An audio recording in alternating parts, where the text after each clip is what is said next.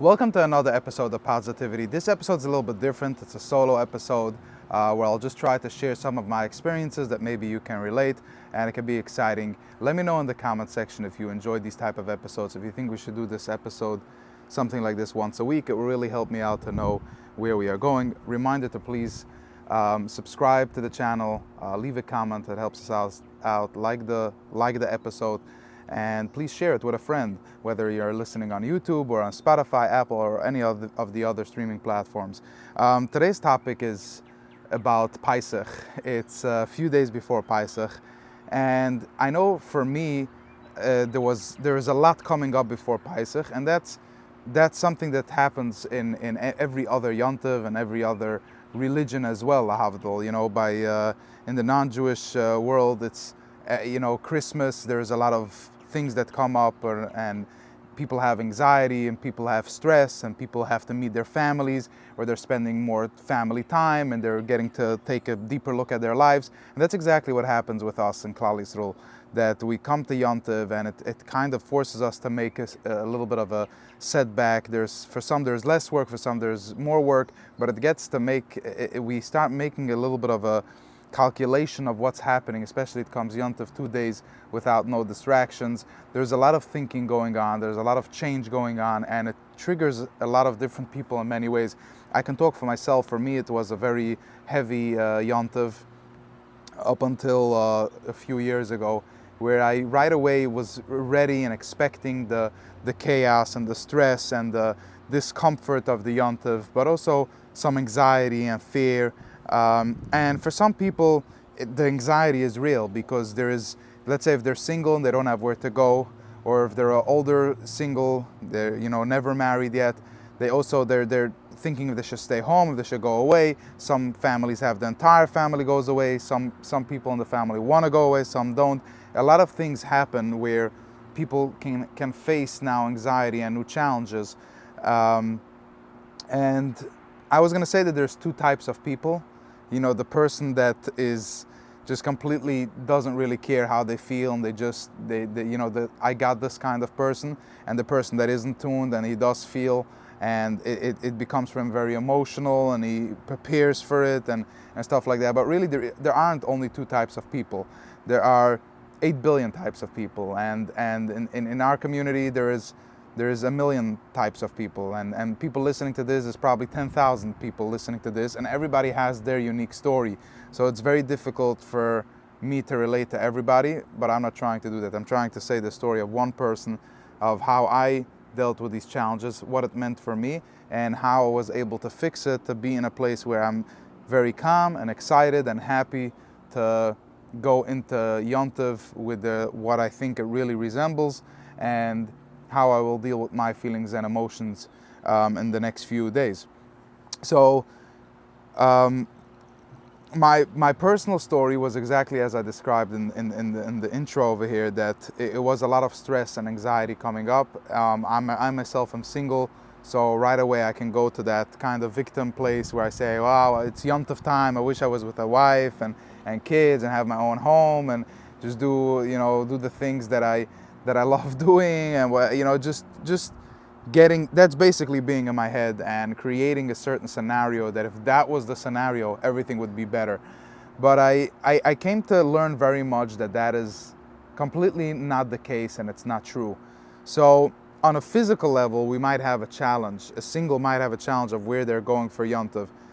But on a mental level, this shouldn't be a challenge. I noticed for myself that I have to know that where I am right now is exactly where I'm meant to be, and this is perfect. And not just because other people are married with kids and have their own home and they're not happy on Yom Tov, but also because I truly believe that this is what's best for me. There is an experience over here. There's something better. There's a better place where I can shift my personal energy to and have a very good time over Yom Tov. And that brings me back to gratitude, which is that if we are grateful, if I'm grateful for where I am in my life, then none of the outside things really matter.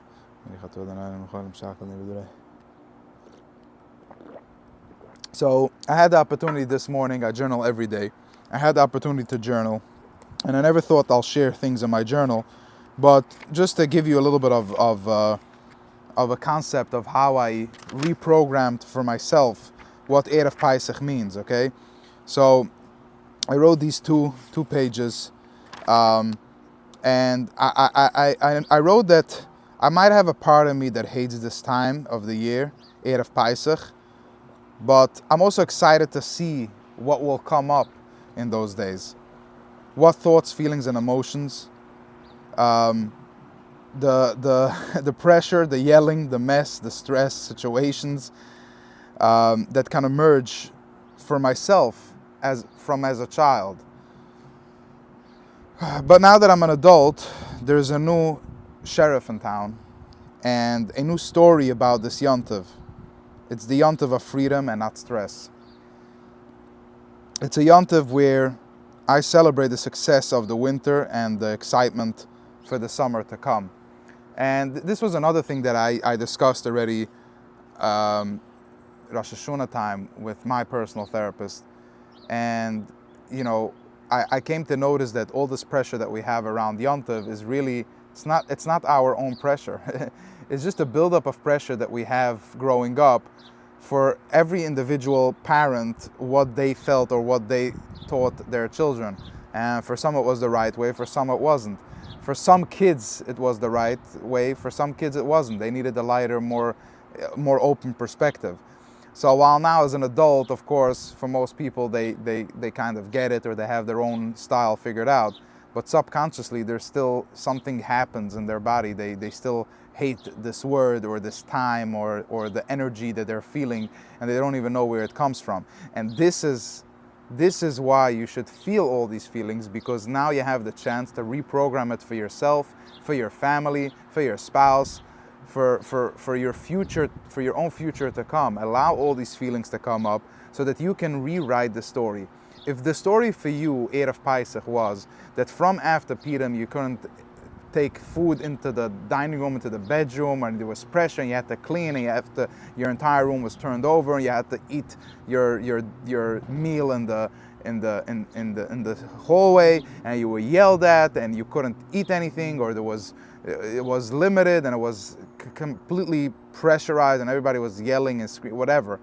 If that was the story, sorry that was your story, but it's time to write a new story. You're the own author of your life. You write your story. So rewrite the story for what it means for you, in the perspective of what can you honor? Is it the family time? Is it the freedom? Is it the Yom Tov? Do you enjoy getting a new beketcha, new clothing, a haircut? And for me personally, I decided to make it a time where I just reflect. It's the end of the winter, beginning of summer. Yeah, that's always going to stay the same.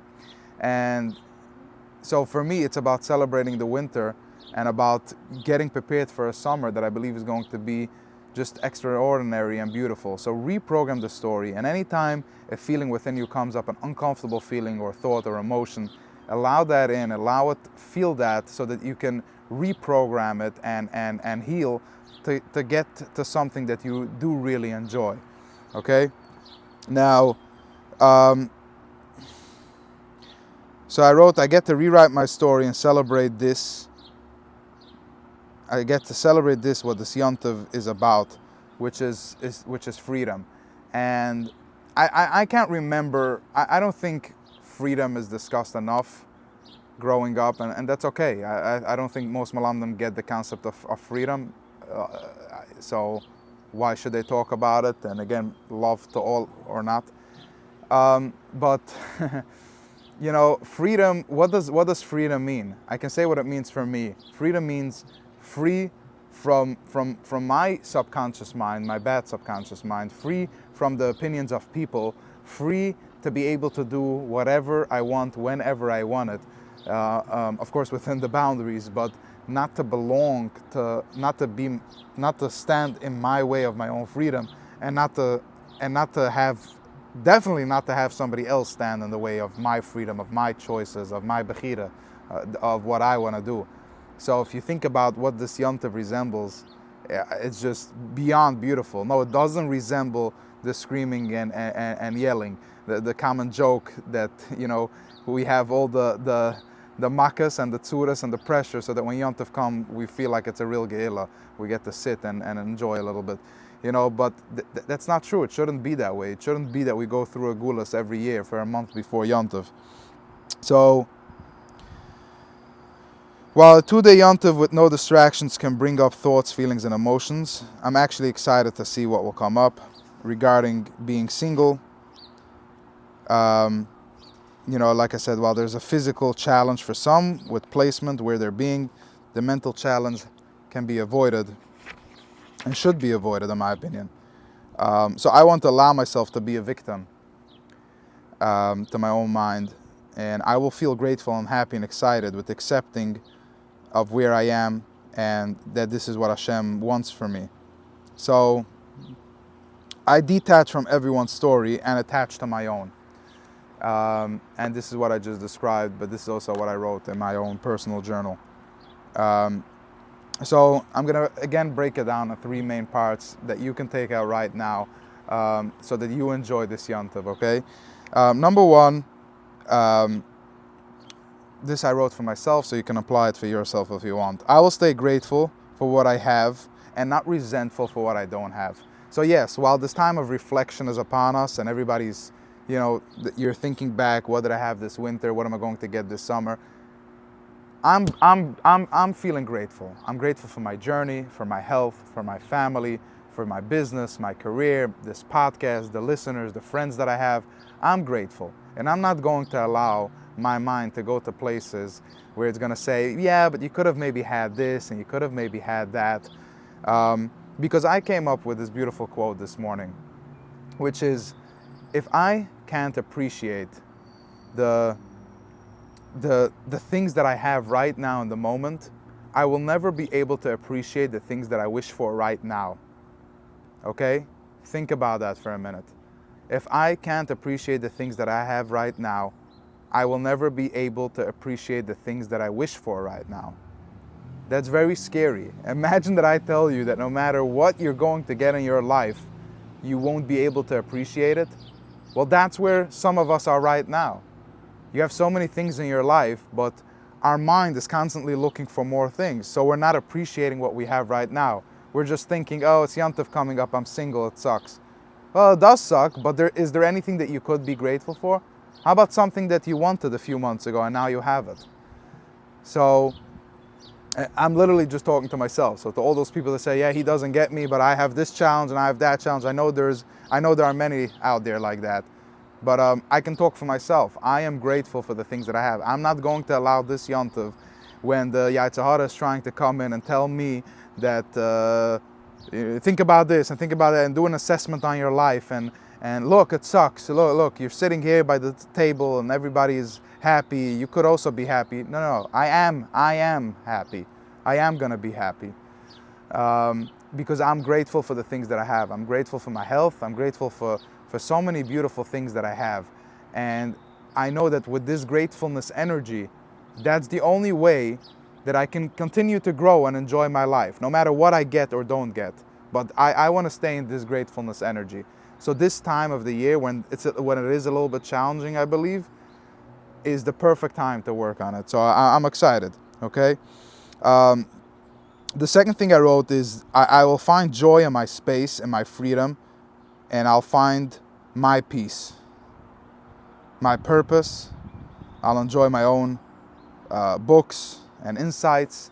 So, which means that, a little bit like I said before, just changing your beliefs, creating that space for yourself.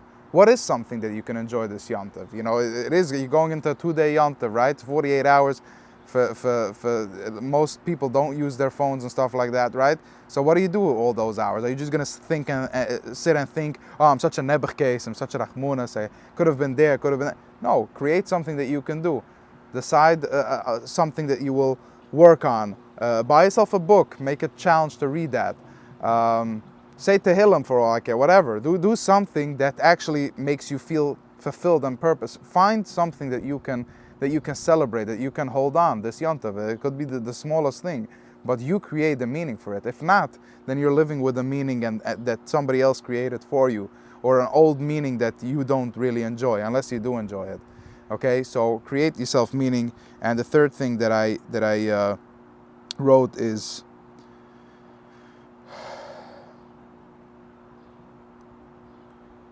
I can't read what I wrote, but I will find joy in my. Oh, this I said already. Yeah, that's basically what I wrote. So again, to sum it up, detach from the old stories, stay grateful, and create your own story, create your own idea and purpose. Lastly, I want to say that I clearly understand not everybody is on the level where they completely have everything figured out, and they journal, and they made their list, and they have a person to speak to, and all of that. And for some, straight up, it's just difficult. It's a difficult Yom Tov. It's a long Yom Tov. It's 8 days, and there's no distractions, and people have kids, single mothers, single fathers, Bukharam, all the Bukharam, even married people. Some people are married with a wife and kids, and they still don't enjoy it. During the year, it's very good to get distracted. They work all day, and they just come home for Shabbos, and it's one day, and but it comes Yom Tov, and they get triggered from all sides. Their deepest insecurities come up, their deepest anxieties, deepest fears. It sucks. It really, really can suck for a lot of people, okay? Because not everybody's on the level where they take a step back and they look at it and they feel clear right now and they feel the energy and excited. No, for some people it is really challenging. And to those people, I want to say, I'm sending you my love, and know that you're not the only one that's hurting or going through a challenge. Know that you're not the only one that has a difficulty with their own feelings and thoughts and emotions.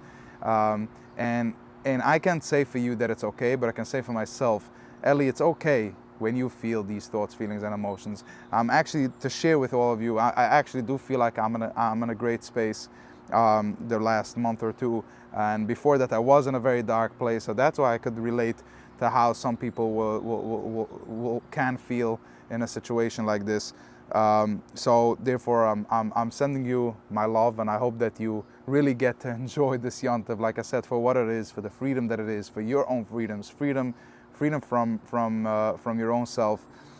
And as my good friend Michul told me last year, you know, Pesach resembles the fact that everybody can go out of their Mitzrayim. Everybody can go out of their whatever is holding them back, whatever is keeping them locked up, whatever feeling they have that they need to get their freedom. And for some it is a spouse, for some it's money, and for some it's health, for some it's clarity. Everybody has their own things. So I wish you that you should be able to get those things easily, happy and healthy, with clarity, with love and joy, with peace, and you should have all the blessings upon you. And Akushan Freilich and Pesach. Thank you again so much for listening. I appreciate you. Get Yom Tov.